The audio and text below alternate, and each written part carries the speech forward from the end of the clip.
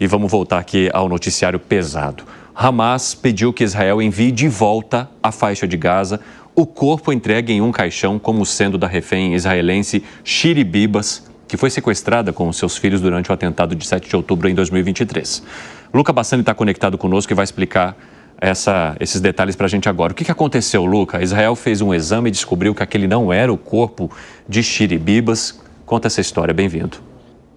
Boa tarde, Evandro, a todos que nos acompanham. Dentre as tantas histórias comoventes desta guerra, talvez a da família Bibas se destaque como uma história extremamente trágica. Afinal, os 4 membros da família, o pai e a mãe, um bebê de 9 anos, Kfir Bibas, de 9 meses, perdão, Kfir Bibas, e o seu irmão Ariel Bibas, de 4 anos, foram sequestrados pelo grupo terrorista ainda no 7 de outubro de 2023. O pai, Yarden Bibas, foi liberto pelo Hamas no último dia 1º de fevereiro, sem saber que os seus familiares tinham morrido dentro da faixa de Gaza. Ontem, supostamente, o corpo dos 3 restantes, da mãe e dos 2 filhos, foram devolvidos a Israel em uma cerimônia que foi chamada pelo alto comissário das Nações Unidas para os Direitos Humanos como uma cerimônia abominável, como se fosse um palanque político, utilizando as fotos das crianças. E depois os israelenses constataram que os restos mortais de Shiri Bibas, a mãe desta família,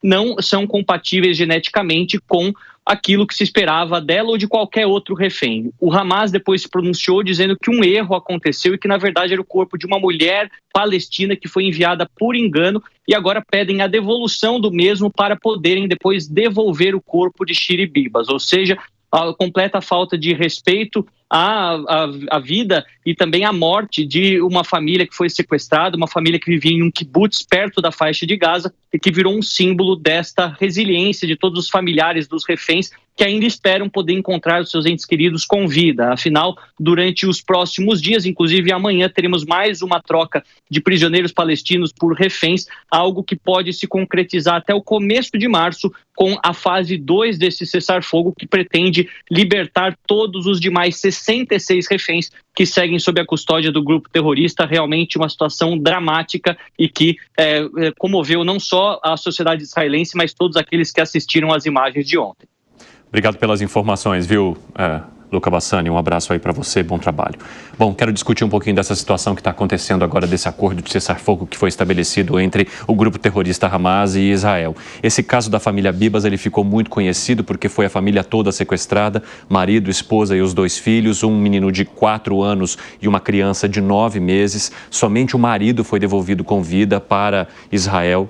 Os caixões foram entregues agora nesta quinta-feira e, de repente, depois de fazer exames, Israel descobre que o corpo não era da mãe, mas seria de alguma outra palestina que estava ali junto. O grupo terrorista Hamas disse que vai conduzir essa investigação com muita seriedade.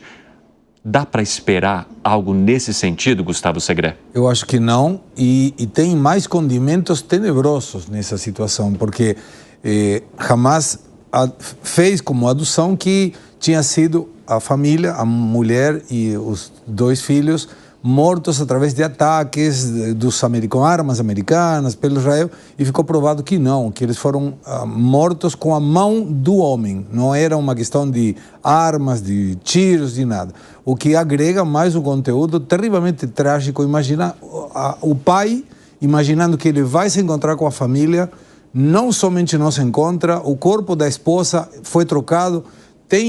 É um filme de terror, terrível. Fala, Gani. É um filme de terror e a gente espera que o Hamas não tenha feito isso propositalmente para despertar uma reação militar de Israel, né? O Benjamin Netanyahu já deu algumas declarações ali em tom de vingança, porque daí seria o fim do cessar-fogo. E o fim do cessar-fogo interessa, inclusive, também ao Hamas, porque mortes de civis, eventualmente o Hamas, um grupo terrorista, vai querer acreditar na conta de Benjamin Netanyahu. Não vamos esquecer que hoje a guerra também é de narrativas. 4h35, quem nos acompanha pela rádio, um rápido intervalo para vocês. Daqui a pouco estamos de volta. Nas outras plataformas seguimos.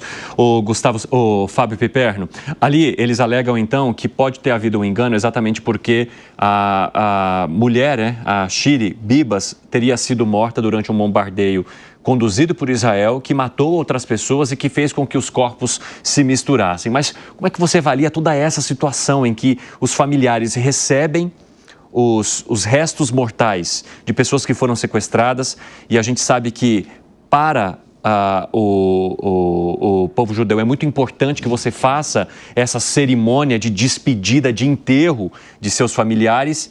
E aí, quando se soluciona uma situação que já é grave, que é devolver os restos mortais, se devolvem os restos mortais da pessoa errada.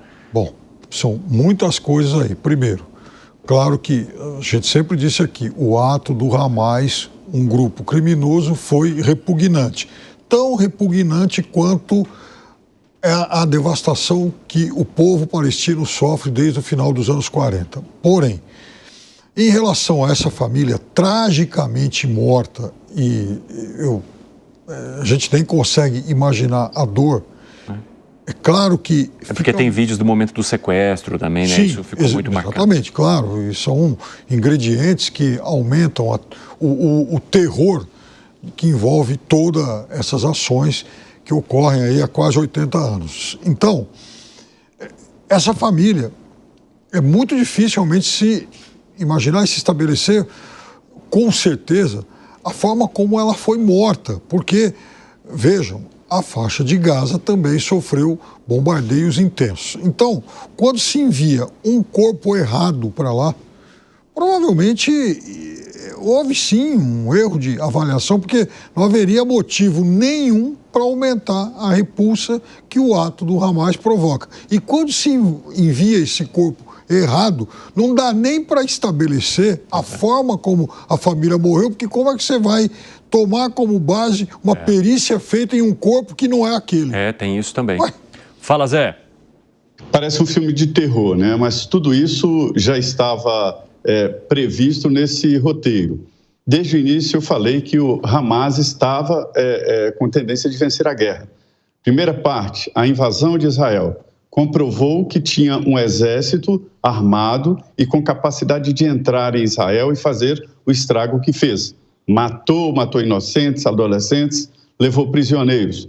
E o segundo passo é o seguinte, tinha organização política na faixa de Gaza e apoio. Se não tivesse o apoio da população, a situação seria muito pior. E terceiro, e mais grave, Israel perdeu a guerra de comunicação. O Hamas tem ainda, e está demonstrando isso, imagens terríveis, porque a guerra sangra, a guerra mata, a guerra é terrível. A guerra desumaniza as pessoas. E o Hamas tem essas imagens. E agora esse desfile de horror, de caixões, famílias recebendo caixões. Veja bem, isso acontece em guerra, o corpo vem com a bandeira, com medalha, com honra. Aí chega um corpo, chega o corpo trocado, chegam corpos, esse desfile de corpos. Quer dizer, é mais uma guerra de comunicação. O Alan falou muito bem, esta temática aí essa referência comunicação e invenção está muito importante nas últimas guerras, tanto na Ucrânia, Rússia, que eu não gosto de chamar aquilo de guerra, foi a invasão da Rússia na Ucrânia, né? E aí, nessa história de Israel contra a faixa de Gaza, contra o Hamas, um grupo terrorista que não sei porque existe pessoas que defendem, né? Então, assim, é uma guerra de narrativa, uma guerra de comunicação que o Hamas está ganhando. Isso é terrível. É um uso de imagem como se fosse um fuzil contra todos nós.